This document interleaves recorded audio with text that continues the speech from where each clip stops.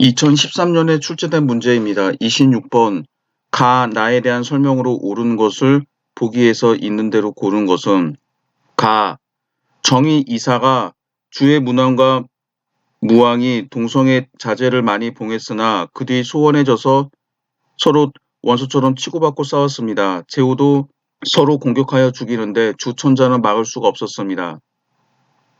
후략라고 의논해서 말하였다. 시황은 천하가 다 같이 쉬지 않고 싸우는 것은 후와 왕이 있기 때문이다. 종묘에 기대어 천하가 처음으로 안정되었는데 또 다시 국을 세우는 것은 전란을 야기하는 것이니 안녕을 구한들 어찌 어렵지 않겠는가. 정의의 의논이 옳다라고 하고는 천하를 36군으로 나누고 군의 수, 위, 감을 두었다. 나 한이 건국된 초기여서 해내가 새로 안정되고 동성이 매우 적었다. 진이 고립되어 망한 사실을 교훈 삼아 강토를 나누어 2등급의 자귀를 세웠다. 공신으로 후가 된 자는 100여읍이 있었고 왕의 자제를 존중하여 크게 구국을 열었다. 보기 가는 전국적으로 9년제를 시행한 사실을 가리킨다. 가는 5초7국의 난이 일어나는 원인이 되었다. 디귿 나는 파랑의 난이 일어나는 원인이 되었다. 리을 나에 언급된 제후국들은 한 무제의 추운 영으로 세력이 약화되었다. 지문에 있는 가는 진 시황제 시기 9년제 실시와 관련된 일화입니다. 박사 순우곤이 주나라처럼 진 시황제 아들들을 제후로 봉할 것을 요청하자 이사가 이에 반대했습니다. 시황제는 이사의 말을 듣고 9년제를 구 육국 지역에 확대 실시했다라고 하는 일화입니다. 나는 한 고조의 제후 분봉에 관련된 내용입니다. 우리나라와 일본에서는 이를 군국제라고 표기를 하는데 중국과 대만에서는 이를 쌍괴제라고 합니다. 쌍괴제라고 하는 단어는 쌍은 둘쌍자, 괴는 제도라고 하는 그런 뜻이어서 두 개의 제도, 즉 중앙정부에서 지방관을 임명하는 9년 지배체제와 제후왕을 임명하는 분봉, 이 두 가지를 함께 병행했다 해서 쌍괴제라고 이야기를 합니다. 보기 기억은 전국적으로 9년제를 시행한 사실을 가리킨다. 이거는 이제 맞는 말이죠. 그다음에 니은에서는 가는 5초7국의 난이 일어나는 원인이 되었다. 가에 해당하는 거는 진나라 시대 때이고 니은에 해당하는 내용은 전한 경제 시기입니다. 그래서 시대적으로 완전히 어울리지 않죠. 디귿 파랑의 난은 역시 시대가 훨씬 더 뒤인 서진 시대 때 이야기입니다. 그리고 리을에 보는 추운영 때문에 제국들의 세력이 약해졌다. 이것도 이제 맞는 말이죠. 여기서 이제 좀 더 구체적으로 설명을 해보면은 리을에서 5초7국의 난은 경제의 측근이었던 어사대부 조조가 제후왕들의 영토를 삭감하는 정책을 취하게 됩니다. 그래서 여기에 피해를 입었던 7개 국가들이 힘을 합쳐서 반란을 일으켰던 걸 5초7국의 난이라고 하죠. 파랑의 난의 원인을 살펴보면은 황제 지배체제의 가장 큰 특징은 황제가 권력을 독점한다라고 하는 겁니다. 즉 자기의 권력을 자신의 가족이나 친인척과도 공유하지 않는다라고 하는 게 가장 중요한데 서진무제는 이 원칙을 깨버리게 됩니다. 그래서 자기 가족들과 친척들에게도 권력을 나눠주게 되죠. 그래서 그 전에는 일단 왕에 봉해진 사람들에게 관직을 주지 않습니다. 그런데 서진무제는 중앙과 지방에 고관 자리를 주게 되죠. 그리고 특히 지방관에 임명하게 됩니다. 이 당시 지방관은 군대를 지휘할 수 있었기 때문에 지방관에 임명한다라고 하는 거는 군대를 지휘할 권리를 주게 되죠. 그 다음에 각 왕국은 규모에 따라서 대국, 차국, 소국으로 나뉘게 되는데 그 왕국에서도 제후왕들이 사사로이 사병을 거느릴 수 있었습니다. 이처럼 개인적으로 사병을 거느릴 수 있고 각종 관직에 취임해서 중앙의 장군이라든지 지방의 자사 같은 지방관에 임명이 돼서 군대를 지휘하게 되는데 이들이 나중에 자기들이 이제 가진 무력을 배경으로 해서 정사에 관여하게 됩니다. 그러면서 파랑의 난의 원인이 되겠습니다. 리을에서 추운영을 살펴보게 되면은 추운영의 내용은 제후왕의 아들들을 열후로 봉하는 조치입니다. 이 열후로 봉하게 되는 시급을 후국이라고 합니다. 그래서 이 후국을 그 주변에 있는 군에 현으로 편입을 시키게 됩니다. 그래서 중앙정부가 관리시키는 거죠. 이렇게 되면은 제후왕들은 자기가 낳은 아들 수만큼이나 영토를 떼줘야 되고 그 후국들이 주변의 군현에 편입이 되기 때문에 왕국은 계속 줄어들 수밖에 없습니다. 지금 보시고 있는 도표가 한대 초 전환 초기이긴 한데 봉건제, 군국제, 군현제 이 세 가지를 나누어 놨습니다. 봉건제는 중앙의 수도와 그 주변 지역에 왕이 존재하고 그 주변 지역을 제후로 임명합니다. 이 제후는 자기 아들들한테 영토를 물려줄 수 있고 사실상의 독립국입니다. 이게 서주시대 때부터 춘추전국시대 때까지 특히 전국시대에는 뭐 약간 좀 다르긴 합니다만 계속 이제 유지가 됐던 제도이죠. 군국제를 설명하기에 앞서서 군현제를 먼저 설명해 보죠. 군현제는 전국에 있는 지방에 행정구역을 설치합니다. 이 시대는 군과 현이죠. 군과 현을 설치한 다음에 군과 현의 지방관을 황제가 직접 임명합니다. 그래서 이 인사권을 무기로 해서 중앙에 있는 황제가 지방에까지 자신의 명령을 관철시키는 제도를 군현제라고 합니다. 춘추시대 말기부터 군현제가 일부 국가들에서 실시되다가 전국시대가 되면은 진나라를 비롯한 여러 나라에서 군현제가 실시되고 이 진나라가 통일한 다음에 전국적으로 실행이 됩니다. 그러다가 진시황제가 죽고 진나라가 망하게 되는데 이 혼란을 수습했던 한고조 유방은 진나라가 망하게 된 가장 큰 원인 중에 한 가지가 무리하게 옛날에 육국에 있는 지역에 군현제를 실시했던 게 군현제 지배를 싫어하는 육국민들이 저항하게 됐던 원인이라고 생각을 합니다. 그래서 구 육국 지역에 있었던 기존의 제후왕들의 기득권을 인정을 하고 전국시대 말기에 해당하는 진나라의 영토, 즉 당시 한나라의 서쪽 지역은 황제가 지방관을 임명해서 다스리는 지역, 군현지배체제의 지역으로 놔두게 되고 그 다음에 동쪽에 있는 여러 나라들은 제후국들의 자치를 인정하는 이런 제도가 됩니다. 그래서 군국제라고 하는 제도는 이 군현제와 봉건제를 두 개를 합쳐놓은 제도가 되겠습니다. 그래서 여기는 황제 주변의 가운데라고 되어 있는데 실제적으로 왼쪽에 있는 지도를 보시면 아시겠지만 되게 이제 제국의 서쪽 지역입니다. 서쪽 지역은 황제가 직접 지방관을 임명해서 통치하는 지역이고 그 다음에 동쪽에 있는 여러 나라들은 제후왕들이 직접 사실상 독립된 그런 국가로서 황제의 지배의 간섭을 거의 받지 않고 스스로 통치하는 제도입니다. 이런 제도를 군국제 혹은 쌍궤제라고 합니다. 여기 보시는 도표가 군국제 쌍궤제에 대한 내용입니다. 중앙정부의 군과 현이 있고 제후왕국도 중앙정부처럼 제후왕국의 규모에 따라서 틀리지만은 군이 여러 개가 있습니다. 그래서 수도가 있는 군에는 내사 그리고 여러 군에는 군수와 현장을 이제 임명하는 이런 제도가 되죠. 그래서 이런 복잡한 행정체제가 되어 있었는데 여기서 보시는 것처럼 군현제 이거는 이제 주로 후한 시대에 좀 강하긴 한데 군현제는 좀 간단하게 됩니다. 한대 군현은 되게 이제 군급 행정조직과 현급 행정조직이 있는데 군급 행정조직에는 국이라고 하는 건 제후왕국이죠. 그 다음에 후한 시대 때는 속국이 군급 행정조직으로 간주가 됩니다. 현급 행정기관에는 현, 후국, 도, 읍이라고 하는 이런 것들이 있습니다. 후국은 열후로 보내진 사람들의 시급을 후국이라고 합니다.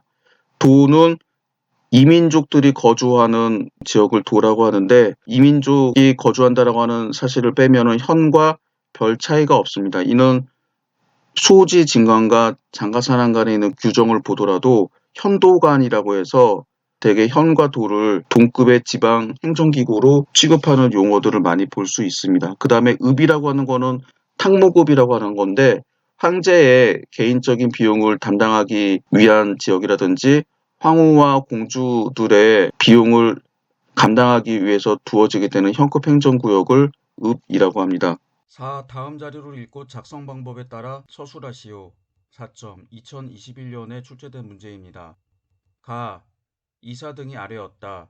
옛날 오제 시기에는 다스리던 땅이 사방 천리에 불과하였고 그 바깥의 제후나 이민족 가운데 오제에게 입조하는 이들도 있었고 입조하지 않은 이들도 있었는데 천자께서 통제하지 못하였기 때문입니다.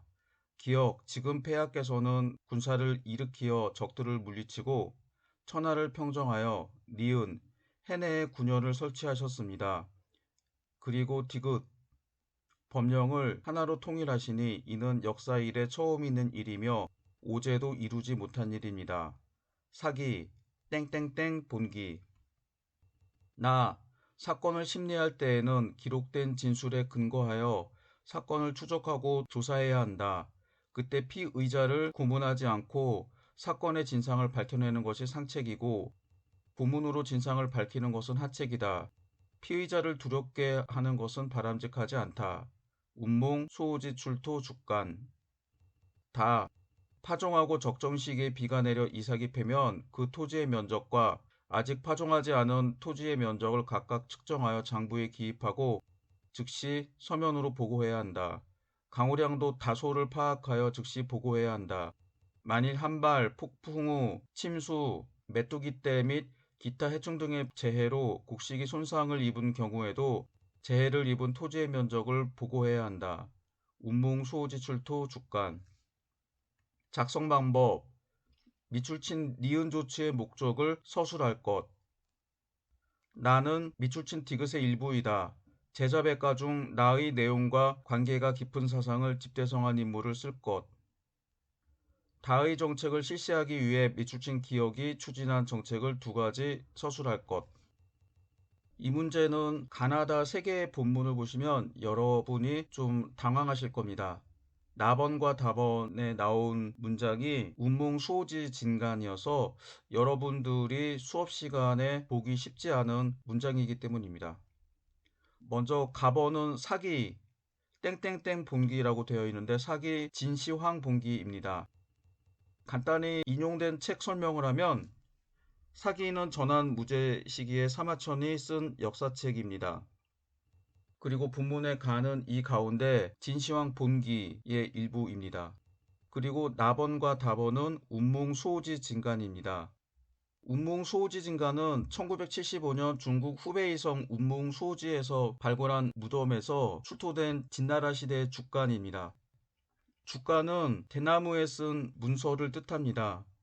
중국에서 후한시대 환관이었던 채륜이 처음으로 종이를 발견하기 이전에 중국 사람들은 대나무, 나무, 비단 등에다 글씨를 썼습니다. 당시에는 흔한 재료가 대나무였기 때문에 대나무에다가 글씨를 쓴 다음 이거를 새겼죠. 이런 형식의 문서를 죽간이라고 합니다. 그래서 운몽 수호지 진간은 후베이성 운몽 지역에서 출토된 진나라 시대의 문서들입니다. 문서는 크게 10종으로 나누게 되는데 편년기, 어서, 진율 18종, 효율, 진율잡초, 법률단문, 봉진식, 위리지도, 일서 등입니다. 편년기는 아마도 무덤의 주인이 활동했을 시기를 중심으로 해서 전국시대 진나라부터 진시황제가 통일한 이후에 전국 또는 이 지역에서 있었던 일들을 날짜순으로 연대기순으로 쓴 글입니다. 어서는 당시 남군 태수 등이라는 사람이 남군의 관리들한테 한 말을 적은 글입니다. 진율 18종과 효율, 진율잡초, 법률단문들은 당시 진나라 시대의 법률입니다. 봉진식은 주로 재판의 원칙, 재판을 진행할 때 필요한 조사, 대질신문 등등을 다룬 규칙과 판례를 묶은 것입니다. 치욕, 시목, 봉수, 유국, 복, 도자고, 등등등 제목이 붙은 규정들이 지금 남아 있습니다.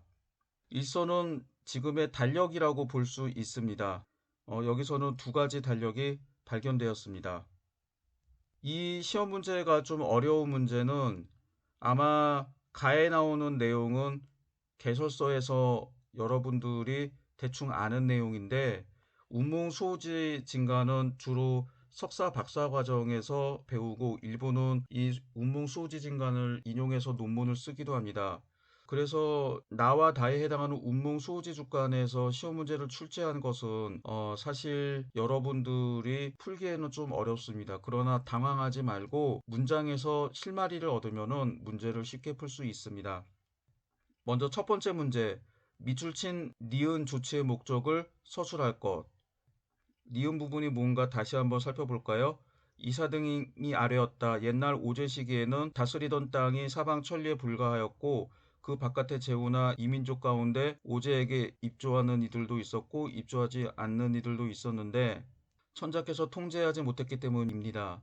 기억, 지금 폐하께서는 군사를 일으키시어 적들을 물리치시고 천하를 평정하여 니은 해내의 군현을 설치하였습니다. 네, 그래서 여기서 해내의 군현을 설치한 목적을 쓰라는 건데 진시황제가 전국시대 육국을 정복하고 중국을 최초로 통일했죠.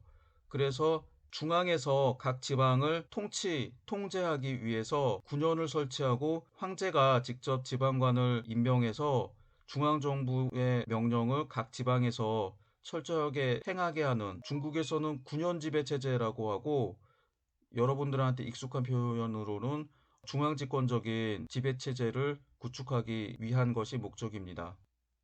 두 번째 문제입니다. 나는 밑줄 친 디귿의 일부이다. 제자백과 중 나의 내용과 관계가 깊은 사상을 집대성한 인물을 쓸 것. 디귿은 가번에 있는 단락 밑에서 셋째 줄에 보입니다. 법령이라는 단어죠. 그래서 밑줄 친 법령의 일부이다. 제자백과 중에 나와 관계 깊은 것. 나번을 한번 다시 읽어보겠습니다. 사건을 심리할 때에는 기록된 진술에 근거하여 사건을 추적하고 조사해야 한다. 그때 피의자를 고문하지 않고 사건의 진상을 밝혀내는 것이 상책이고 고문으로 진상을 밝히는 것이 하책이다. 피의자를 두렵게 하는 것은 바람직하지 않다.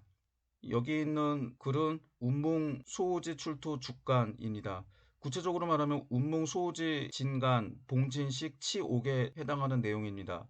앞에서 간단하게 설명한 것처럼 봉진식은 재판과 관련된 규칙과 실제 판례 등을 다루고 있습니다. 그래서 이 글이 운몽소호지 출토 주간 가운데서 봉진식, 치옥임을 알면은 답을 작성할 수 있습니다. 모르더라도 여기서 실마리를 찾아야 되는데 나에 있는 글을 읽어보면 재판에 대한 내용입니다. 재판을 하기 위해서는 법률을 공부해야 되죠. 그래서 이 내용이 제자백과에 있는 사상 중에서 어디에 해당하는지 약간 모호하게 합니다만 법률에 따른 재판을 다루고 있기 때문에 법가라고 하는 것을 여러분들이 눈치채셔야 됩니다. 그래서 이 문장에서 실마리가 되는 말은 나에는 보이지 않고 문제에 있습니다. 문제에서 나의 내용과 관계가 깊은 사상을 집대성한 인물을 쓸 것이라고 되어 있는데 여기서 실마리가 되는 말이 집대성입니다. 제자백과 중에서 자기네 학파 또는 전체 학문을 집대성했다라고 말할 수 있는 인물은 크게 3명입니다. 즉 공자는 유가의 대표적인 사람으로서 서주시대 혹은 그 이전부터 있었던 문서들을 정리하고 중국 각지에 있는 시가들을 정리해서 시경을 편찬했었죠.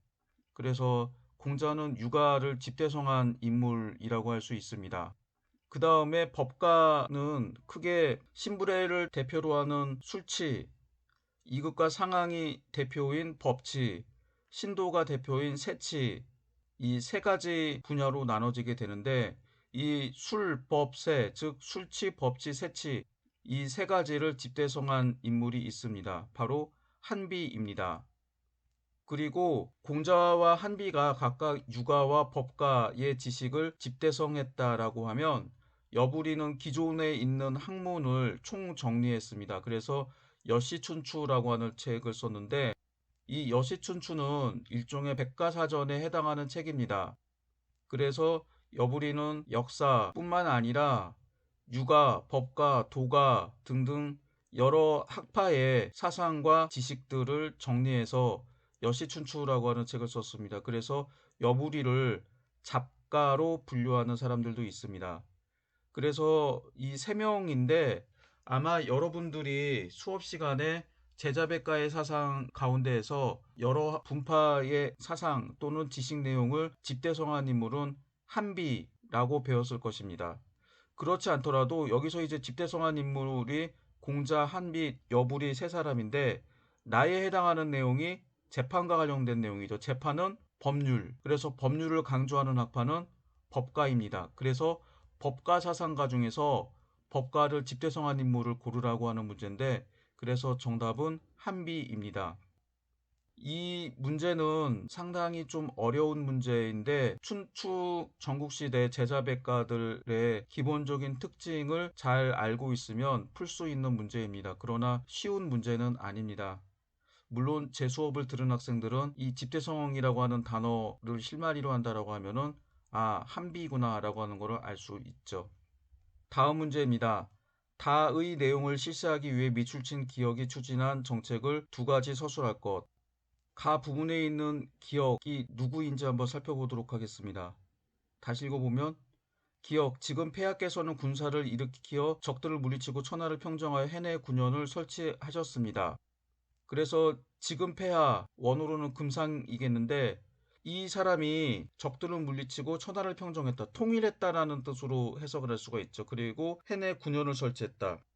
여러분들이 개설서 수준의 지식을 가지고 풀이를 해보면은 통일을 한 다음에 전국에 군현을 실시한 인물이 누구일까요? 진시황제라는 것을 알 수가 있습니다. 또 이 사람이 진시황제라는 실마리는 바로 가의 맨 앞에 나옵니다. 가의 이사라고 하는 인물이 나오죠. 그래서 이 이사가 진시황제에 의해서 등용이 되고 진시황제 시기에 승상이 됐다라고 하는 배경 지식을 아는 학생이면은 여기에 나오는 지금 폐하가 바로 진시황제라는 사실을 알 것입니다. 그래서 진시황제가 추진한 정책을 쓰라고 하는 건데 그래서 다의 내용을 다시 읽어보죠. 파종하고 적정 시기에 비가 내려 이삭이 패면 그 토지의 면적과 아직 파종하지 않은 토지의 면적을 각각 측정하여 장부에 기입하고 즉시 서면으로 보고해야 한다. 강수량도 다소를 파악하여 즉시 보고해야 한다. 만일 한발, 폭풍우, 침수, 메뚜기 떼 및 기타 해충 등의 재해로 곡식이 손상을 입을 경우에도 재해를 입은 토지의 면적을 보호해야 한다. 이 내용은 운몽 수호지 출토 주간이라고 되어 있는데 구체적으로 말하면 진율 18종 중에서 전율에 해당하는 내용입니다. 여기서 농사를 짓는 토지의 면적 그리고 강우량, 자연재해 등등 피해 상황도 보고해야 된다라고 하는 내용을 담고 있습니다. 그래서 좀 너무나 좀 막막하죠. 진시황제가 추진한 정책 여기에서 어떤 내용일까? 진시황제가 어떤 정책을 추진했나 생각을 좀 해보면은 지방에 군현을 설치했다. 그리고 도량형, 법률, 문자 등을 통일했다. 분서경유를 실시했다. 우리나라 사람들은 만리장성이라고 하는 장성을 수축했다. 그 밖에 장성뿐만 아니라 자기 무덤인 여산릉과 아방궁 등을 지었다 등등등이 있는데 여기 있는 내용 가지고 답이 어떤 것일까 생각을 할 텐데 여러분이 기존에 암기하고 있는 진시황제 정책 가운데 답이 있습니다. 그래서 여기서 실마리가 되는 내용이 뭘까? 답원에 여러분이 보시고 있는 지문에서 두 번째 줄 토지의 면적이라고 하는 게 나오죠. 그리고 강우량도 다소 파악해야 된다. 토지의 면적을 보고해야 된다라고 하는데 토지의 면적을 보고하려고 하면은 당시에 도량형으로 측정을 하겠죠. 이 당시에는 토지의 면적을 무라고 하는 단어로 사용했습니다. 여기서 토지의 면적과 강우량을 길이 혹은 부피로 계산을 해서 보고해야 되는데 여기에 이제 힌트가 있는 거죠. 그런데 전국시대의 진나라를 제외한 나머지 6국마다 도량형이 달랐는데 서로 원래 사용하던 도량형으로 보고하게 되면은 보고를 수합한 사람이 정보를 오독할 수 있죠. 그래서 가장 중요한 게 토지의 면적을 하나의 기준, 표준, 즉 진나라의 도량형으로 통일하는 것, 이런 것들을 보고하기 위해서는 도량형을 통일해야 된다라고 하는 것을 알 수가 있습니다. 그 다음에 세 번째 줄부터 네 번째 줄을 보시면은 서면으로 보고해야 된다라고 되어 있습니다. 그리고 서면이라고 하는 글자는 없지만 그 밑에 줄에도 강우량도 다소를 파악하여 즉시 보고해야 된다. 그리고 마지막에도 토지의 면적을 보고해야 된다. 그래서 공통으로 보고해야 된다라고 하는데, 특히 중국에서는 문서행정, 모든 행정적인 사항은 문서로 적어서 보고하는 게 기본이었습니다. 문서로 보고해야 되면 글씨를 써야 되는 거죠. 그런데 마찬가지로 진나라의 한자 서체와 다른 육국의 한자 서체가 달랐습니다. 즉 같은 글자라고 하더라도 상형 문자 같은 경우는 글자가 같을 수는 있지만 서로 다른 글자가 있을 수밖에 없죠. 그래서 진시황제는 승상 이사에게 진나라의 문자를 바탕으로 해서 한자를 통일하게 합니다. 이걸 이제 전서라고 하게 되는데, 여기서 서면으로 보고해야 되기 때문에 문자 통일. 사실 이 문제는 배경 지식에 따라 좀 답이 달라질 수가 있어요. 그래서 답안에 해당하는 내용에서는 보고해야 된다라고 하는 거에 초점을 맞추게 되면은 각 지방에서 경제 문제 등 주요한 사항들을 중앙정부에 보고하는 것을 상계라고 합니다. 그리고 이런 문서를 보고하기 위해서는 문서를 전달하는 조직, 당시에는 우전제도, 역전제도라고 하게 되는데, 그래서 이런 문서 전달 조직인 역전, 그래서 상계와 역전 혹은 우전이라고 하는 게 답이 될 수 있는데, 이거는 적어도 대학원 수준에서 여러 가지 진간, 한간 등 출토 문서에 나오는 법령을 공부해야지 알 수 있는 내용이에요. 그래서 이거는 아마 답이 될 수 없고, 개서서 수준에 나오는 내용 가운데 하나인 도량형 통일 그리고 문자 통일이 정답에 가깝다고 볼 수 있습니다. 앞에서 2021년 보대사 기출문제와 답을 간단하게 풀이해 봤습니다. 군원을 설치한 목적을 쓰는 문제는 이와 비슷한 문제가 다음으로 이미 출제가 치황제의 된 통일 적이 정책을 있습니다. 살펴보도록 하겠습니다. 그래서 먼저 단순하게 치황제는 문제의 답만 알고 황제라는 지나가지 칭호를 만들게 마시고, 됩니다. 여기서 당시 시험 전국 문제의 시대의 배경이 7개 나라 됐던 모두 치황제 왕이라고 통일 칭했습니다. 정책과 그래서 법과 6명이 사상에 대해서 왕을 간단하게 제거한 후 살펴보도록 중국을 통일했던 하겠습니다. 시황제는 먼저 왕이라고 하는 시황제 칭호가 통일 격이 정책입니다. 낮다라고 생각을 했습니다. 그래서 삼왕 오제의 덕을 겸하는 존재다라고 해서 황제라고 하는 칭호를 만들게 됩니다. 그리고 원래는 나라고 하는 1인칭 대명사였던 짐을 황제만이 사용할 수 있는 단어로 바꾸게 됩니다. 이 다음부터 짐은 황제만 사용하는 단어가 됩니다. 그 다음에 황제 명령을 조 혹은 조서, 조령이라고 합니다. 그 다음에 정복했던 6국의 지역을 군과 현으로 편제하고 전국에 36군을 설치했습니다. 사실 이 36군은 기록에 따라서 더 많아서 지금 학자들의 고증에 따르면은 이때 설치했던 군이 50개가 넘어간다고 합니다만, 일단 사료 기록은 36군이라고 합니다. 그래서 시황제가 전국을 군현으로 편제하고 지방관을 임명하게 되는데, 이런 지배체제를 군현지배체제라고 합니다. 군현지배체제의 가장 중요한 특징은 첫 번째, 황제가 지방관을 직접 임명해서 각 지방으로 파견한다라고 하는 겁니다. 두 번째, 이때 지방관을 임명할 때 회피제를 적용하는 겁니다. 회피제는 지방관이 그 지역 출신이 아닌 타지 사람들을 임용하게 되는 겁니다. 만약 그 지역 사람들을 임명하게 된다면 그 사람이 그 지역의 사정을 잘 알고 있어서 통치를 잘할 수도 있지만, 반대로 그 지역에 있는 사람들과 유착을 하게 되고, 그리고 그 지역의 왕처럼 군림하게 되면서 중앙정부의 말을 듣지 않을 수가 있습니다. 그래서 가장 중요한 건 회피제입니다. 그리고 세 번째 특징은 이 시기에는 적용이 되었는지는 잘 알 수가 없는데, 지방관의 임기를 정하는 겁니다.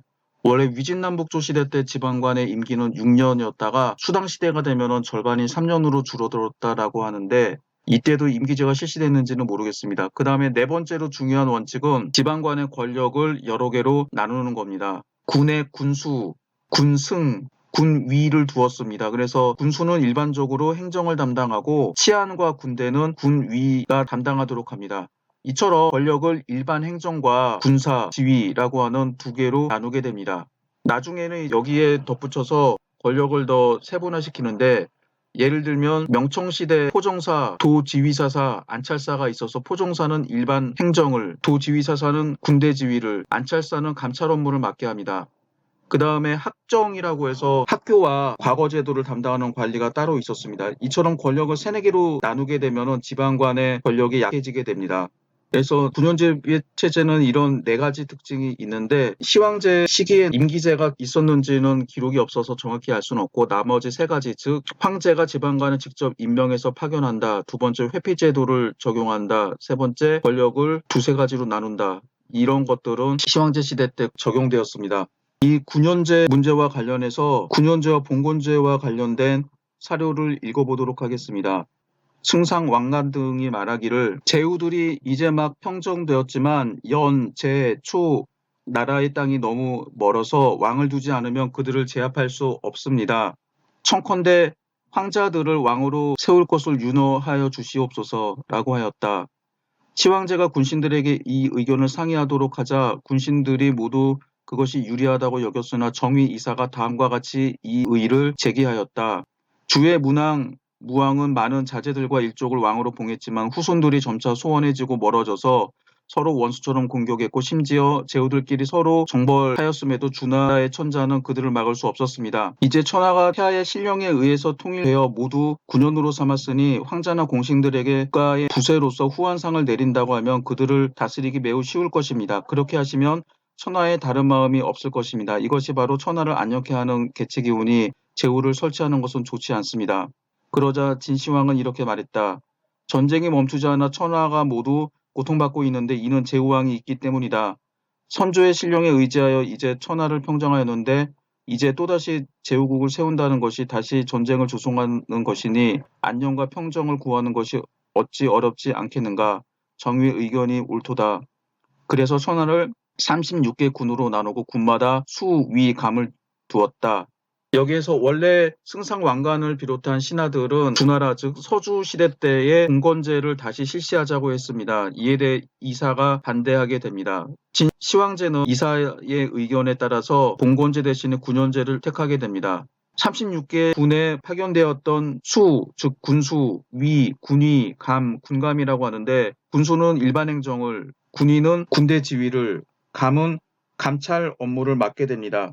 이어서 그 다음에 있는 문단을 읽어보겠습니다. 백성을 일컫는 말을 바꾸어 검수라고 하게 하고 전국에 큰 연회를 베풀었다. 천하의 병기를 수집하여 함양에 모아놓고 전국의 부호 12만호를 함양으로 이주하게 하였다. 조묘, 장대궁, 상림원이 모두 위수의 남쪽 언덕에 있었다. 이것들은 진나라가 제후들을 평정할 때마다 그 나라의 궁실을 모방하여 함양의 북쪽 산기슭에 지은 것인데 남쪽으로는 위수가 흐르고 옥문 동쪽에서 경수 위수에까지 이르며 궁전 사이에 구름다리와 주각이 서로 연 이어져 있으며 제후들에게서 뺏은 미인과 종고가 이곳을 메우고 있었다. 사기 진시황 본기. 여기에서 진시 황제가 했던 정책들이 모두 있습니다. 하나하나 설명해 보도록 하겠습니다. 이때에 했던 가장 중요한 게 각종 규격을 통일하는 조치였죠. 그래서 도량형, 문자, 화폐, 수레폭 등을 통일하게 됩니다. 도량형과 문자, 화폐 이런 것들을 통일하게 했다라고 하는 것은 국가가 한 가지 기준에 따라서 세금을 거고 백성들에게 노동력을 징발하고 군역을 부과하기 위한 조치였습니다. 특히 문자를 통일하는 것은 당시 중국 사람들의 말이 달랐기 때문에 문자마저 다르게 되면 의사소통을 제대로 할 수 없었습니다. 그 다음에 당시에는 문서행정이 있어서 문서로 의사를 주고받았기 때문에 이런 문자 통일이 가장 중요합니다. 그 다음에 문화와 사상을 통제하기 위해서 분서갱유라고 하는 조치를 취하게 됩니다. 분서는 기원전 213년 박사 순우월이 봉건제도 회복을 주장하자 이를 반대하게 됩니다. 이사는 이를 반대하고 유생들이 정보법령을 비판하며 백성들을 현혹시키고 다른 주장만 내세운다라고 하면서 정치에 대한 논의를 언급하도록 주장했습니다. 그리고 민간인이 정치성을 띈 서적을 몰수해서 소각할 것을 건의했습니다. 이 명령이 내려진 다음에 30일 안에 책을 소각하지 않으면 벌로 성단, 이라하여 불에다 불로 지져가지고 글씨를 씁니다. 이걸 묵형이라고 합니다. 그 다음에 숙성의 노역에 4년 동안 복역하게 했습니다. 그래서 육국의 역사책과 문학, 시서, 여러 사상가들의 책들을 전부 다 없앴습니다. 그리고 진나라의 역사책과 의학, 그다음에 복서라고 해서 점치는 책, 농사 짓는 법에 대한 책들은 없애지 않았습니다. 실생활에 필요했기 때문이죠. 여기서 제자백가의 책을 전부 다 없애게 됐는데 그러면 법가를 제외한 유가, 도가, 묵가 이런 책들을 어떻게 해서 지금까지 살아남을 수 있었을까요? 이거는 두 가지 이유가 있습니다. 첫 번째는 진나라가 통일한 지 얼마 안 돼서 바로 망했다라고 하는 점입니다. 두 번째는 이때 사람들이 책은 없애도 책에 있는 내용을 머릿속에 암기하고 있었습니다. 만약에 진나라가 오랫동안 지속이 됐었으면은 머릿속에 책으로 암기하고 있었던 사람들이 죽으면 지식이 없어졌을 텐데 진나라가 바로 망하게 되자 이런 내용들을 암기하고 있던 사람들이 자기 암기하고 있던 내용을 구술하였고 이렇게 구술해서 만들어진 텍스트가 지금까지 남아있는 사서입니다. 그 다음에 갱유는 기원전 212년에 발생했습니다. 시황제는 원래 미신을 잘 믿고 자기가 불로장생, 즉 영원히 죽지 않기를 바래서 방사들을 해외로 파견해서 신성과 불사약을 구하도록 했으나 이들은 전부 시황제를 상대로 해서 사기를 치게 됩니다. 그리고 방사 후생, 노생이 시황제 행위에 불만을 품고 시황제를 비난하면서 도망쳐버렸습니다.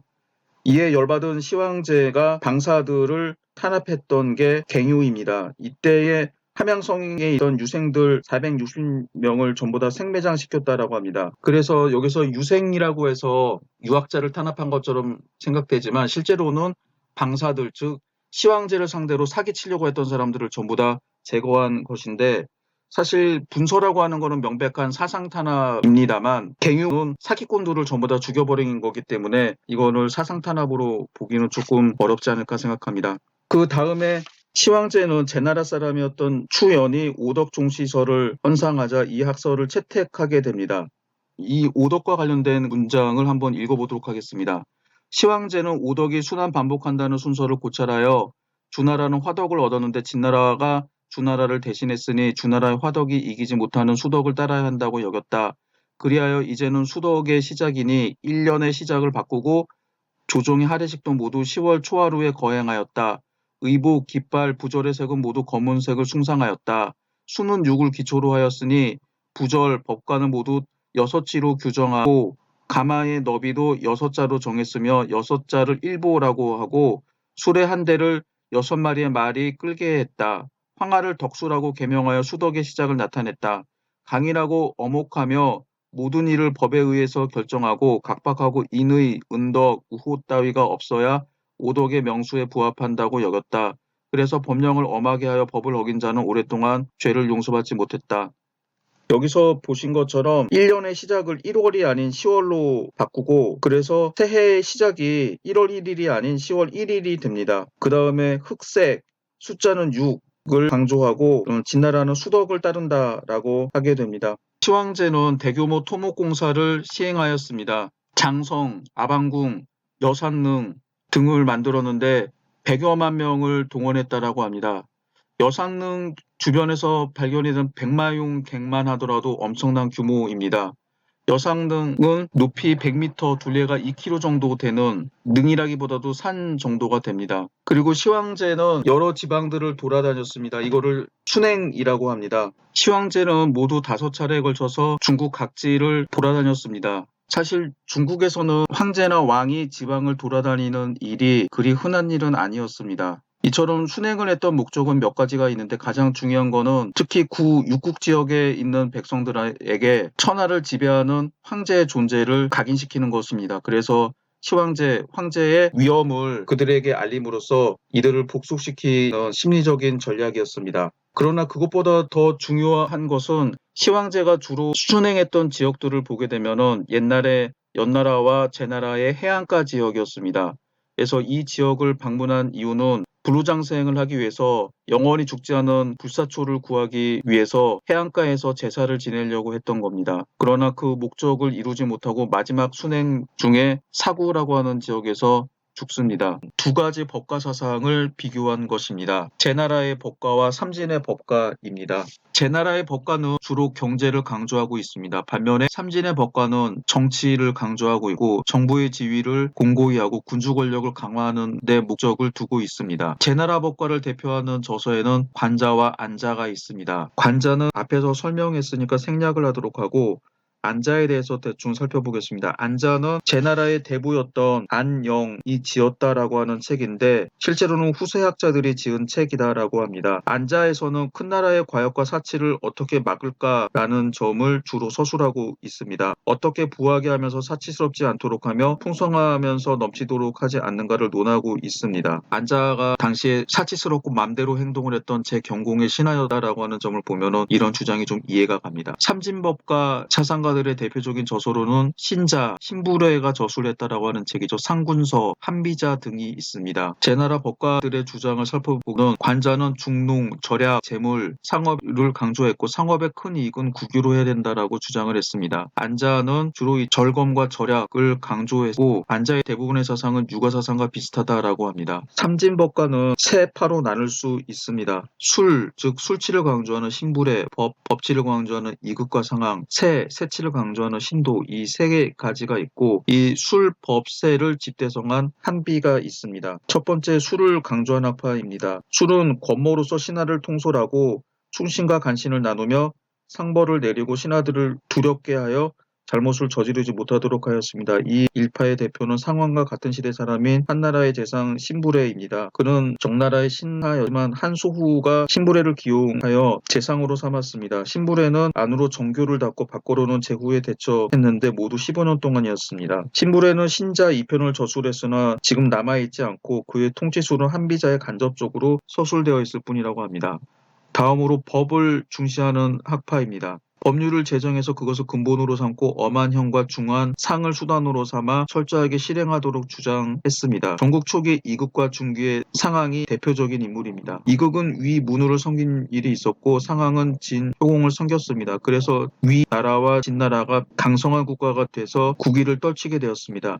이극은 이자 32편을 저술했으나 오늘날 전해지지 않고 있습니다. 상황의 상군서 24편이 있지만 상황이 쓴 글은 아니다라고 합니다.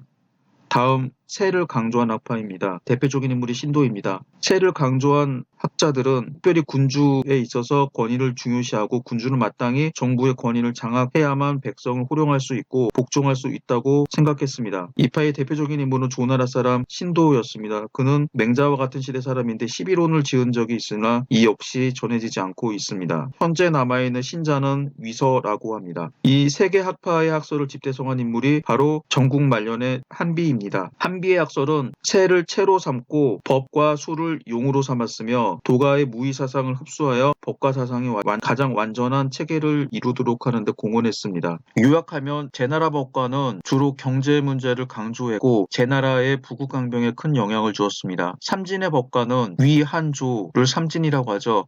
삼진의 법과는 위한조 세나라뿐만 아니라 진나라에 영향을 주었습니다. 그리고 이 네 나라의 부국강병에 크게 기여하게 됩니다. 또 진승 오광의 난에 대한 문제를 살펴보도록 하겠습니다.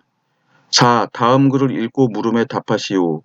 2011년에 나온 문제. 30점이면 배점이 크죠. 그가 무리들에게 말했다. 그대들은 비를 만나 이미 기한을 지킬 수 없게 되었다. 기한을 어기면 차명에 처해진다. 요행 차명을 피한다 해도 변경의 수자리에 동원되면 죽는 자가 10 가운데 6, 7에 이른다.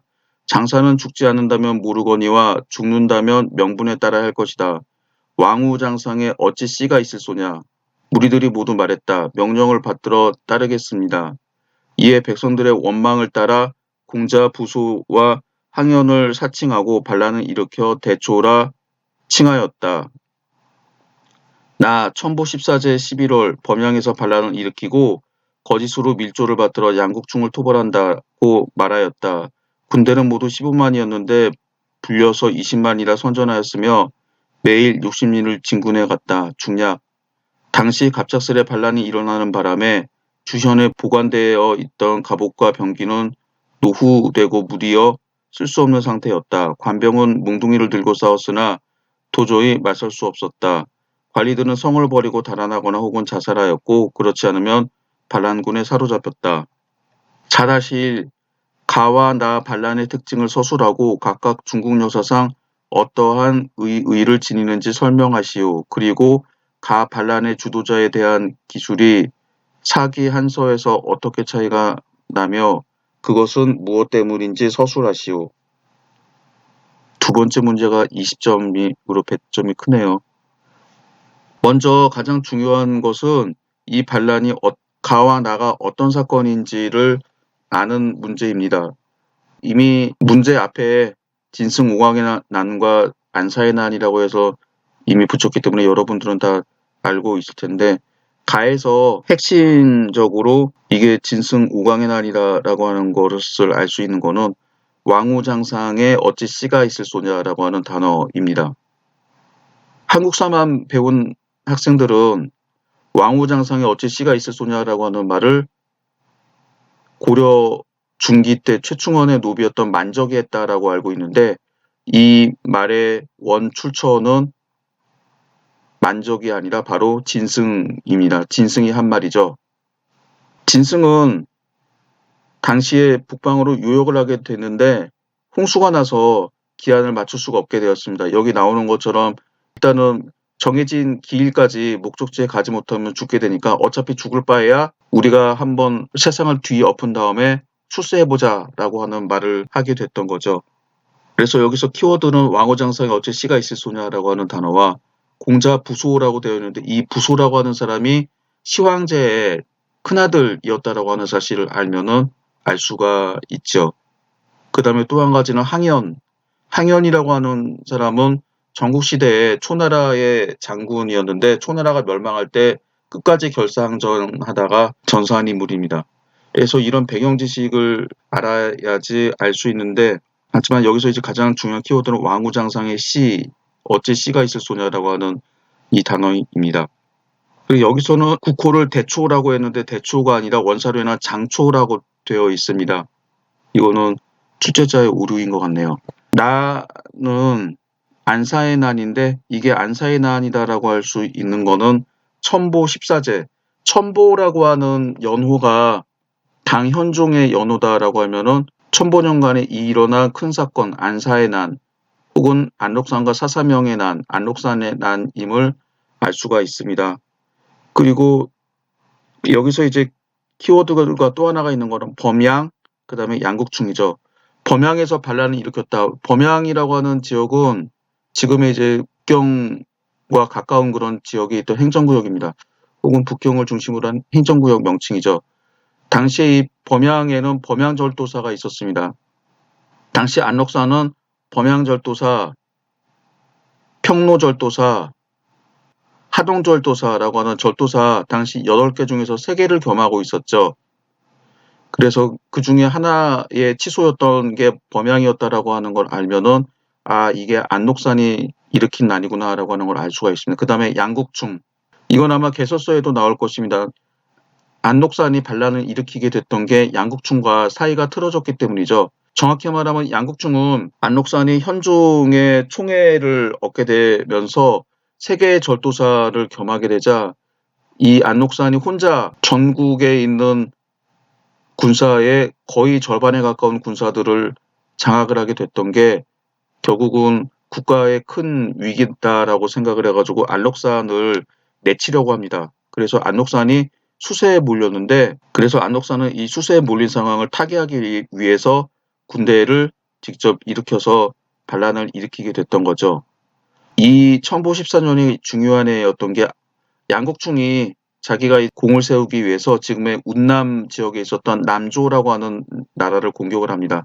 그래서 50여만 대군을 이끌고 갔는데 당나라 군대가 대패해서 병력의 손실이 상당히 많았죠. 이 사실을 보고 중앙의 군대와 지방의 군대가 병력 손실이 많으니까는 반란을 일으켜도 충분히 이길 수 있겠다라고 생각을 해서 반란을 일으키게 됩니다. 가와 나 반란의 특징을 서술하고 중국 역사상 어떤 의의를 지니는지 설명하시오. 가는 진승 오광의 난인데 진승 오광의 난은 지금 남아있는 기록에 따르면은 중국 최초의 대규모 농민 반란입니다. 농민들이 소작쟁이 수준이라든지 무거운 세금에 저항해서 아마도 이런 반란 같은 거를 일으켰을 겁니다. 그런데 전국시대라든지 그런데 이런 반란이 있었을 거지만 기록에 없고 최초로 이 진승 오광의 난이 기록에 남는 거죠. 그래서 처음에는 진승 오광을 비롯한 수백 명의 사람들이 반란을 일으켰지만 나중에 이 반란이 확대가 됩니다. 그래서 여기에 대부분 농민들이 참여했다라고 해서 중국 최초의 대규모 농민 반란이라고 합니다. 중국 공산당 애들이 좋아하는 표현이죠. 그리고 이런 진승 5강의 난은 비록 진승이 처음에는 이 대택향에서 봉기를 일으키고 진이라고 하는 지역을 중심으로 해서 영토를 확장하다가 결국 진나라의 군대에 의해서 진압이 되긴 합니다. 진압이 되긴 하지만 진승과 5강이 반란을 일으키는 것을 보고 옛 육국, 진나라에 망했던 육국에 있었던 각지의 백성들이 진나라의 폭정에 항의하면서 똑같이 반란을 일으키게 되고 대부분 옛 자기 나라를 다시 세우는 데 성공합니다. 부흥운동에 성공하게 되죠. 그러면서 이들 세력 가운데 초나라가 항우와 유방을 중심으로 한 초나라 군대가 진나라를 멸망시키는 데 결정적인 역할을 하게 됩니다. 그래서 여기서는 가장 중요한 거는 중국 최초의 농민 반란이라고 하는 점, 그리고 두 번째는 진나라를 멸망시키는 도화선이 됐다는 점을 서술하면 되겠습니다. 나 반란의 특징은 알록산에 나는 정치적인 반란이 일어났던 계기를 살펴보게 되면은 알록산과 양국충이라고 하는 두 사람의 정적 사이의 갈등과 암투 때문에 벌어진 전쟁입니다. 그러나 이 안록산의 난이 벌어진 다음에 결과를 보게 되면은 이 안록산의 난은 아주 중요합니다. 이 안록산의 난은 조선시대를 전기와 후기로 크게 나누게 되는 임진왜란과 거의 같습니다.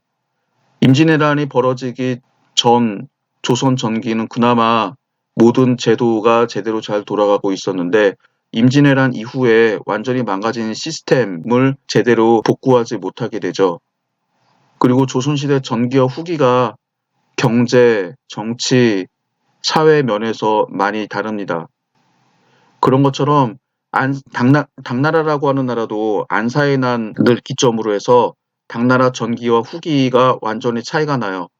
당 전기의 중요한 제도였던 균전제, 그리고 이 균전제를 바탕으로 한 부병제, 조용조라고 하는 이 세 가지가 한 세트로 돌아가는 토지제도, 수치제도, 군사제도가 각각 바뀌게 됩니다. 그래서 균전제는 대토지 소유, 일본 학자들은 장원제라고도 합니다만 대토지 소유를 허용하는 방향으로 바뀌게 되고 조용조라고 하는 세금 징수제도, 수치제도는 양색법으로 바뀌게 됩니다.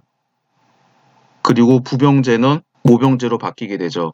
그래서 이런 제도가 바뀐다라고 하는 점에서 중요하고 이 밖에 당나라의 중앙집권적인 권력 구조가 파괴가 되고 이 안사의 난을 진압하는 데 동원이 됐던 절도사들이 각 지역에 주둔하게 되면서 절도사들이 사실상 독립된 왕국이 됩니다. 그래서 당 후반기를 번진체제라고 불러서 중앙정부와 대립된 여러 번진들이 사실상 독립을 해서 할거하던 시대를 번진체제 혹은 번진할거라고 하는 시대가 당나라가 망할 때까지 지속이 돼요.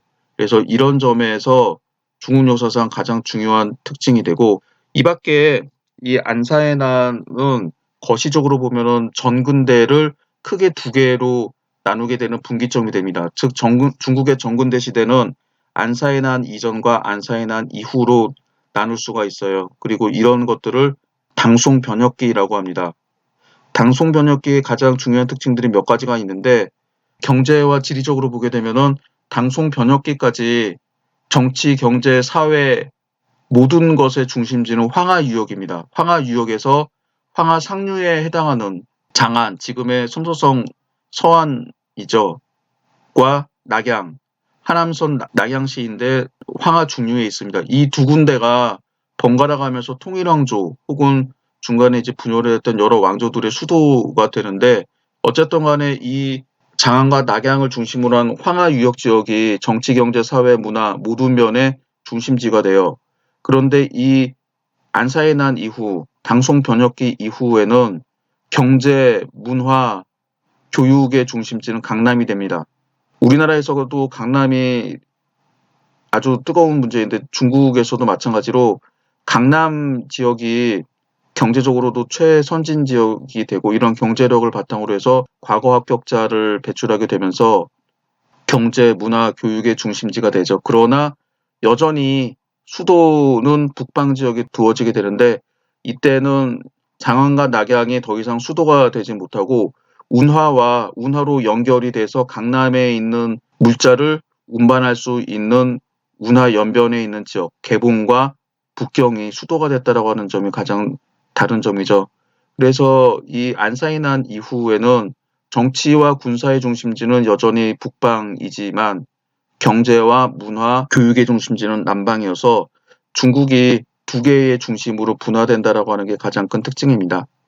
그 다음에 또 다른 특징 중에 한 가지는 이 안사이 난 이전까지는 주로 권력이라고 하는 게 세습이 됐어요.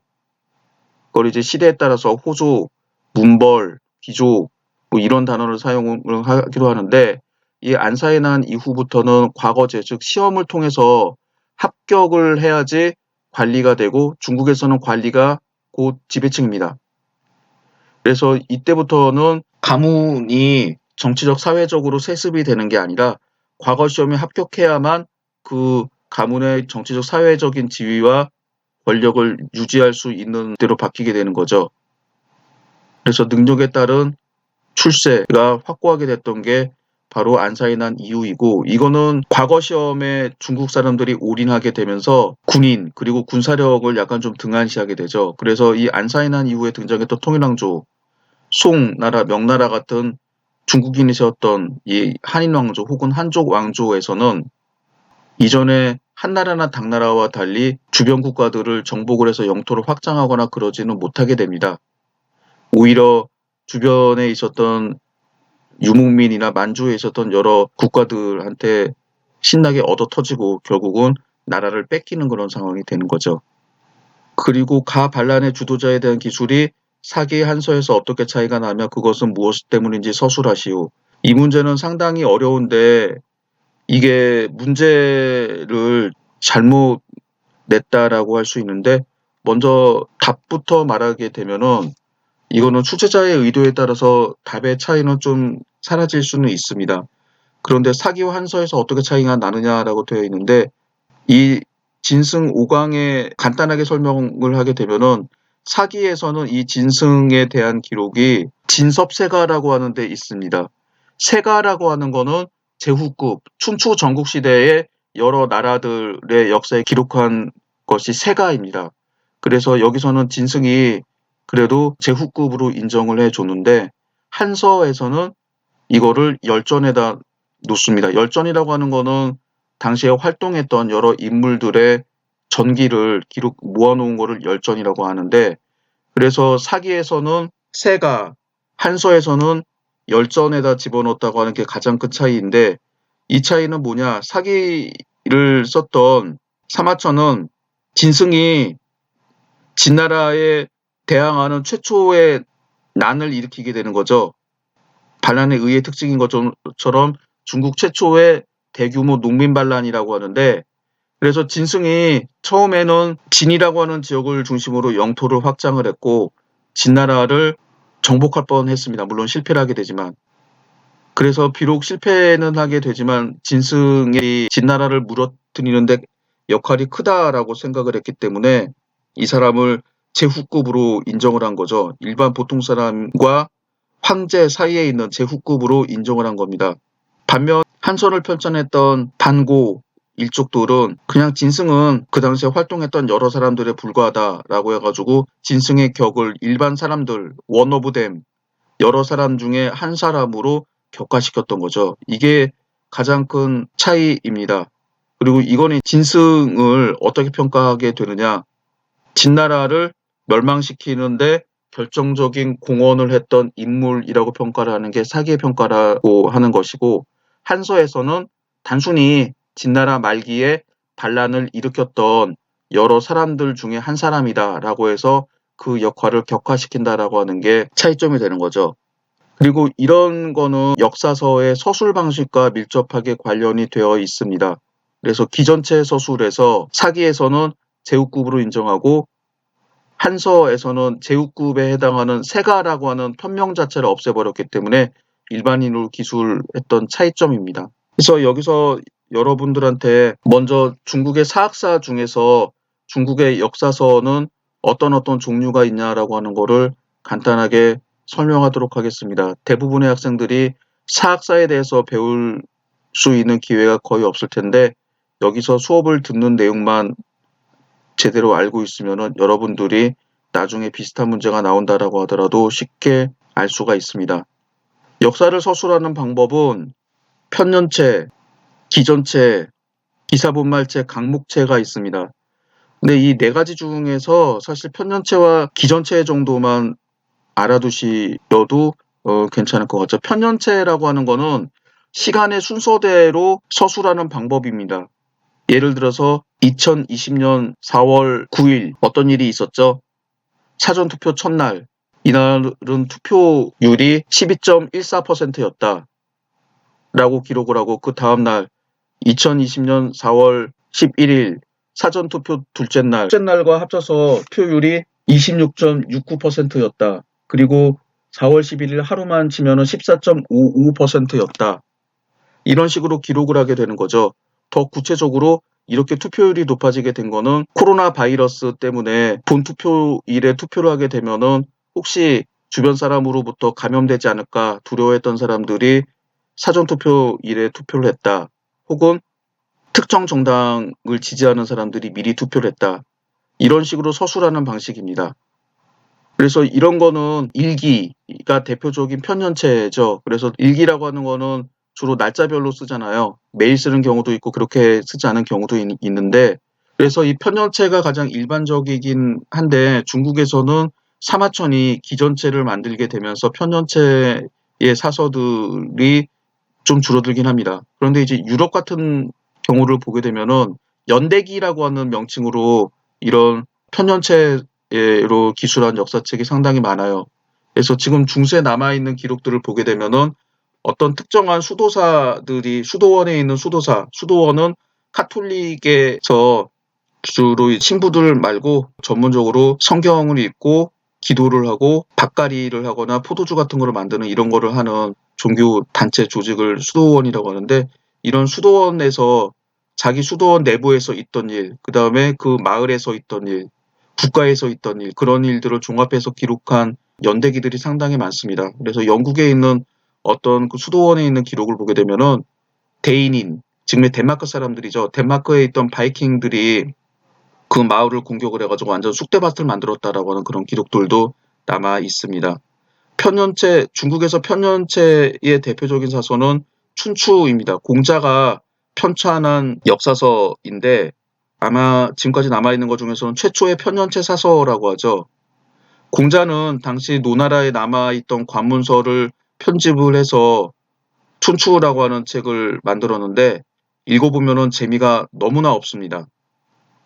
그냥 단편적으로 언제 전쟁이 발생했다. 그리고 끝이에요.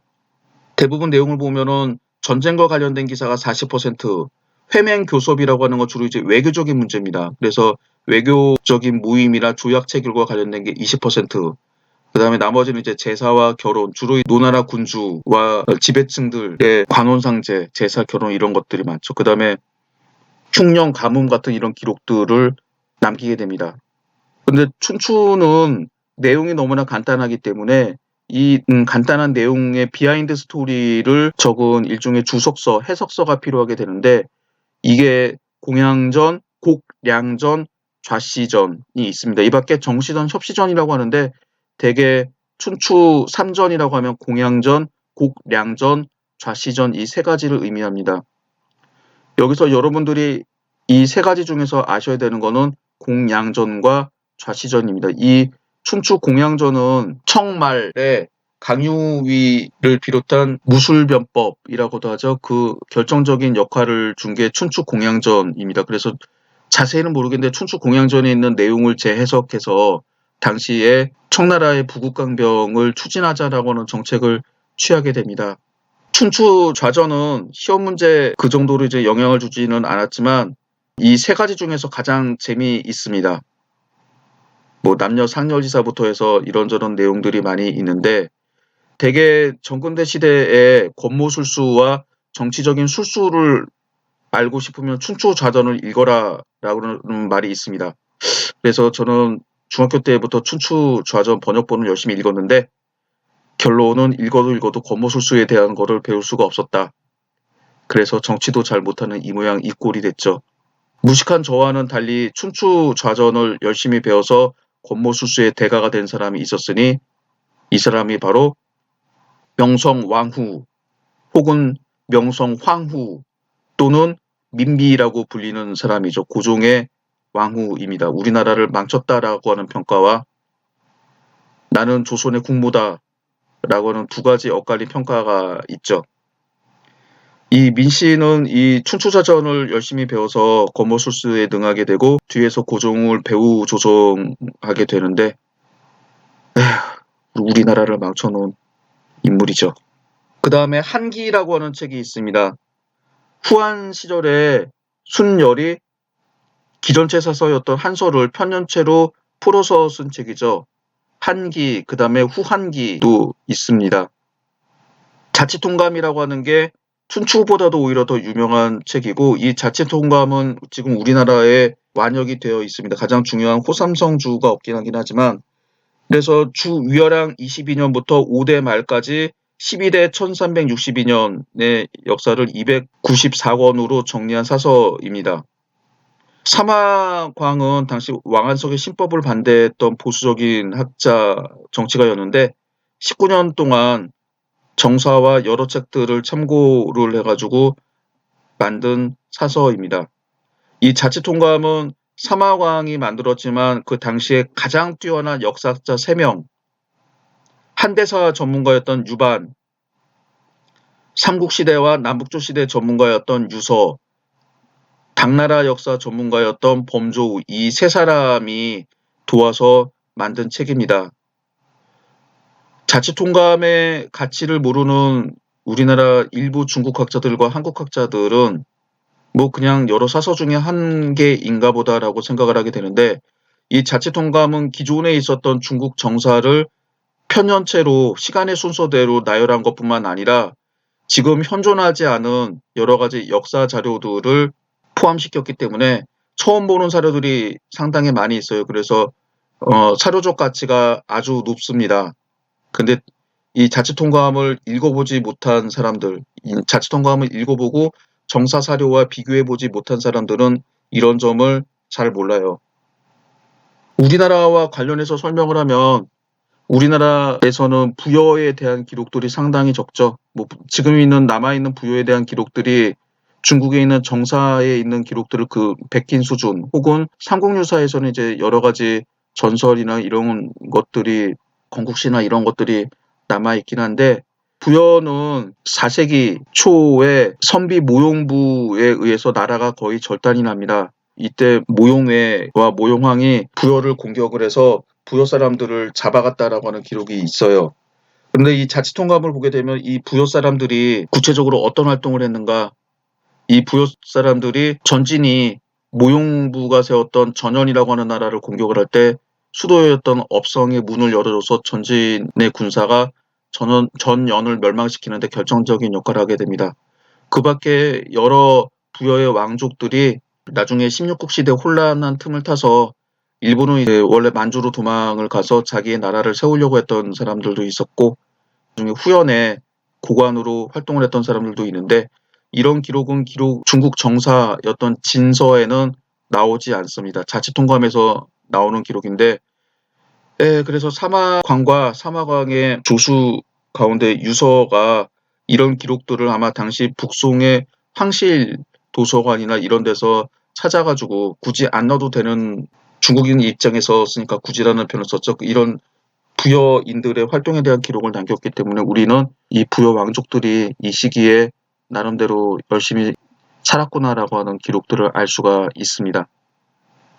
그 밖에도 몇 가지 문제가 더 있는데 이건 좀 민감한 문제니까는 여기서는 생략을 하도록 하겠습니다. 이 자치통감도 내용이 방대한데 자치통감을 읽다 보면은 처음 보는 용어들이 많이 등장하게 됩니다. 인명, 사람 이름, 지명, 관직명 이런 것들이죠. 사건. 그래서 이런 것들을 같이 이제 볼 수 있도록 일종의 참고서 역할을 했던 게 호삼성이 달았던 자치통감주입니다. 원문에 조그맣게 글씨를 써가지고 이 사람은 어떤 사람이다. 어디서 태어났고 자는 뭐고 어떤 활동을 했다. 이 지명은 총나라 때 기준이긴 하지만은 어떤 부, 어떤 현에 해당하는 지명이다 등등등 해서 이런 것들을 잘 서술을 해놨기 때문에 그 호삼성의 주만 제대로 읽어보고 다시 원문을 보게 되면은 여러 가지 다른 책들을 살펴보지 않더라도 잘 이해할 수 있습니다. 그래서 독해하기는 상당히 편해요. 그런데 우리나라에서 번역이 된 자치통감에는 이 호삼성의 주, 호주라고도 하는데 이 주 내용을 대부분 번역을 하지 않았습니다. 그래서 여러 가지 좀 미흡한 점이 많죠. 그 다음에 기전체 사서는 중국의 사마천이 만든 역사 서술 방식입니다. 편연체는 시간의 순서에 따라서 쓰는 방식인데 중국뿐만 아니라 모든 나라에 다 이런 방식이 있어요. 근데 기전체라고 하는 거는 사마천이 만든 진짜 역사의 천재이죠.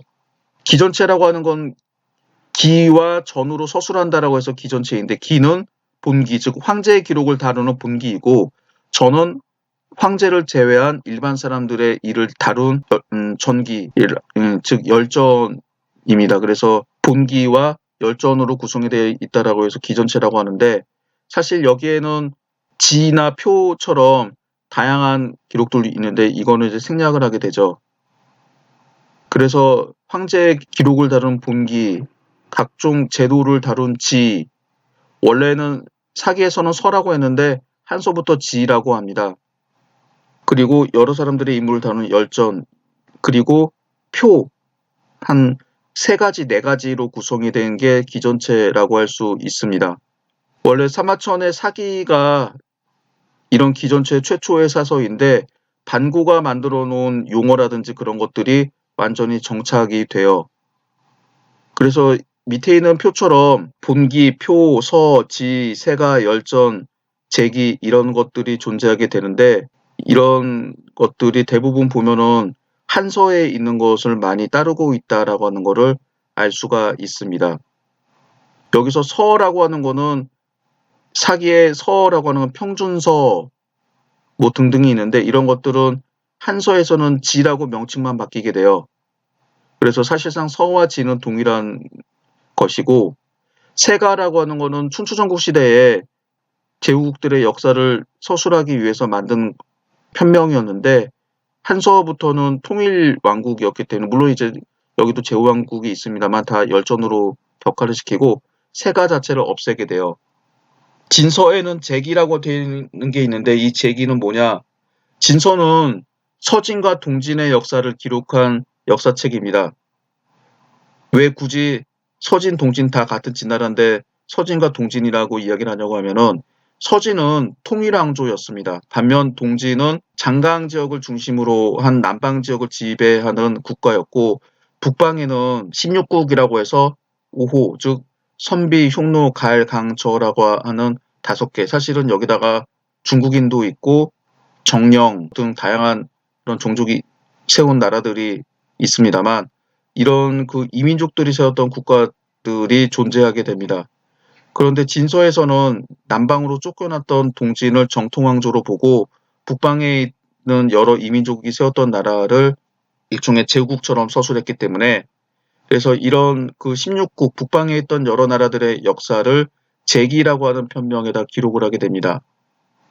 그래서 진서에서는 16국 시대라고 하는 특수한 상황이기 때문에 제기라고 하는 편명이 만들어지게 되고 그 이후에는 제기라고 하는 편명은 이제 다시 등장하지 않게 되는 거죠. 물론 정확히 말하면 이 제기의 16국 모두가 기록이 된 게 아니라 이 가운데서 한족이 세웠던 나라 전량과 서량 하필이면 량자가 들어가는 나라네요.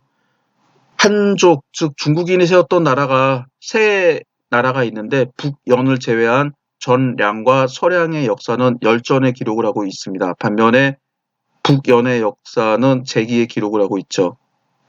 그래서 기전체 사서는 정리를 하게 되면은 본기, 지, 열전 이 주로 3가지로 구성이 되어 있습니다. 여기서 좀 더 덧붙이면 본기가 황제 기록이라고 했는데 그러나 황제 개인의 사생활을 기록한 것은 아니고 그 어떤 황제가 즉위하게 되면은 그때부터 있던 내용을 편년체식으로 시간의 순서에 따라서 기록한 것입니다. 그다음에 황제의 개인적인 기록은 황제가 죽었다라고 하고 그 사이에 이 황제는 어떤 특징을 가지고 있었다라고 하는 사실을 서술을 해요. 근데 황제 개인에 대한 기록은 적은 편이고 대부분은 그 황제 시대에 있었던 주요 사건을 기록한 게 본기입니다. 그래서 기전체 사서는 편년체 사서의 특징을 이용함과 동시에 사람이나 제도에 대한 서술까지 할 수 있기 때문에 가장 포괄적이고 중요한 역사 서술 방식이 됩니다. 사마천 대단한 사람이죠. 여기에 사기, 한서, 후한서, 삼국지, 배송지주에 대한 설명을 해봤습니다. 사기는 최초의 기전체 사서라고 하고 원래 이름은 태사공서였죠. 나중에 위진시대 이후에 사기라고 불리게 되는데 사기라고 하는 뜻이 원래 역사책이라고 하는 뜻을 가지고 있어서 말 자체가 영어로 치면 더 히스토리 정도 되겠죠? 역사. 그래서 본기, 표, 서, 세가, 열전으로 되어 있었다 설명을 했습니다. 한서는 사기에 있는 내용을 기술했는데 사기는 사마천이 중국의 역사의 시초부터 시작을 해서 전한 무제시대 때까지 기록을 남기게 됩니다. 그래서 통사라고 이야기를 하게 되는데 한서는 통사가 아닌 한나라의 역사, 즉 전한의 역사만 기록했습니다. 이런 왕조, 한 왕조의 역사를 기록하는 걸 단대사라고 하는데 그래서 한서는 중국 최초로 한 개의 왕조의 역사만 기록하는 단대사의 최초 사서라고 합니다. 후한서는 남조 시대 때 범협이 편찬했습니다. 이 후한서는 사실 본기와 열전은 존재하긴 합니다만 주가 원래 없었습니다. 나중에 서진 시대 때 활동했던 사마표라는 사람이 만들었던 지 8개 지를 양나라 시대 때 유소가 합치게 됩니다. 그래서 이 후한서는 사실 범협과 사마표의 공동 저서라고 해야 되는 거죠. 지금 남아있는 후한서는 본기와 열전뿐만 아니라 사마표가 썼던 지를 합쳤기 때문에 원칙상으로는 범협과 사마표의 공동 저작이라고 해야 되는데 그냥 귀찮으니까 범협의 저서라고 합니다. 삼국지는 서진시대 때 진수가 쓴 역사서인데 여기에는 지가 없습니다. 그래서 역사서로 상당히 좀 질이 안 좋은 거고 저도 작년에 논문을 쓴 적이 있는데 역사서가 사실을 기록한다라고 하는 점에서는 삼국지는 거의 빵점에 가깝습니다. 역사 기록이 의도적으로 왜곡이 된 부분들이 많은데 근데 여러분들이 알고 있는 역사는 사실을 기록하고 평가를 한다라고 하는데 이 정근대 시대 때 중국의 역사는 자치통감이라고 하는 책명처럼 정치에 도움이 되는 참고서입니다. 정치에 도움이 되는 참고서라고 하는 점과 아울러서 당시에 있는 황제나 여러 세력가들의 아부하는 책이기도 하죠. 이 삼국시대부터는 각 왕조가 계속 바뀌게 됩니다. 선양이라고 해서 평화적인 정권 교체라고 하는데 실제적으로는 전혀 평화적이지 않았죠. 그런데 이런 왕조가 계속 바뀌게 될 때 어떻게 서술을 해야 되나라고 하는 여러 가지 호칭 문제부터 시작을 해서 지금 자기가 역사서를 쓰고 있는 왕조를 세웠던 창업군주의 단점을 가린다든지 하는 이런 문제들을 복합적인 것들을 서술하는 이런 방식의 모범이 됐다라고 하는 점에서 그 당시에는 진수의 삼국지가 상당히 중요한 기준이 됐던 책이었지만 지금 기준에서 보면은 어용학자가 쓴 사실이 많이 틀린 역사서라고 할 수 있습니다. 삼국지의 가장 큰 특징은 역사 기록이 일부러 고의적으로 누락을 하거나 180도 왜곡을 한 그런 기록들이 많기 때문에 후세 배송지는 다른 방식으로 줄을 달게 됩니다. 사기, 한서, 후한서 이런 책들에 있는 주는 대부분 자치통감의 호삼성 주처럼 인명, 지명, 제도 이런 것들을 서술했던 데 비해서 배송지는 아예 삼국지에서 말하지 않았던 사료들을 첨가를 하게 됩니다. 그래서 오히려 배송지주를 보면은 본문을 읽어도 아무리 해석이 안 됐던 그런 내용들을 잘 알 수 있게 되는 거죠. 그래서 삼국지 원문은 개판입니다만 이 배송지주 때문에 이 사료적 가치가 더 많이 빛난다고 할 수 있습니다. 예를 들면은 소설 삼국지를 보게 되면 우리나라에 이제 번역이 된 황석영 작가가 쓴 삼국지가 중국의 모종강 판본을 그대로 번역을 한 건데, 그 기준으로 보게 되면은 적벽대전이 10권 중에서 2권인가 3권 정도 분량이 돼요. 그런데 삼국지 원문을 보게 되면 적벽대전에 대한 기록은 단편합니다. 적벽에서 싸웠다, 오림에서 싸웠다, 뭐 그 정도밖에 없어요. 그런데 이 내용이 적벽, 사실 적벽이 아니라 오림이긴 한데, 오나라 군대가 어떻게 화공으로 조조의 군대를 격파했나라고 하는 기록은 삼국지 원문에 없습니다. 배송지주에 있어요. 이 배송지주에 있는 기록도 딸딸딸 털어서 글자 크기 10으로 하게 되면 A4지 한 장 정도? 2장? 그 정도 분량이 될 정도로 적벽대전에 대한 기록이 없습니다. 그래서 되게 놀라운 게, 삼국지를 썼던 나관중을 비롯한 여러 삼국지의 공동 저자들이 이 A4지 한두 장 정도 되는 분량의 기록을 가지고 전체의 20에서 30%에 해당하는 적벽대전 전후에 있는 기록을 창작을 했다라고 하는 거죠. 이런 점에서 진수는 아주 나쁜 놈인데, 왜 적벽대전에 대한 기록이 없을까 곰곰이 생각을 해봤는데, 결과는 삼국지, 위나라를 세웠던 조조의 단점을 가려주기 위해서 아마도 조조가 진 전쟁은 간단하게 기록을 하거나 아예 기록을 하지 않게 되는데, 적벽대전도 서술 방식 때문인 것 같아요. 다음으로 기사본말체에 대해서 설명을 하도록 하겠습니다. 기사본말체는 대표적인 책이 통감 기사본말이라고 하는 건데, 이거는 어떤 내용이냐라고 하면, 편년체의 가장 큰 단점이 시간의 순서대로 나열하다 보니까는 여러 개의 사건들이 동시에 기록이 되어 있습니다.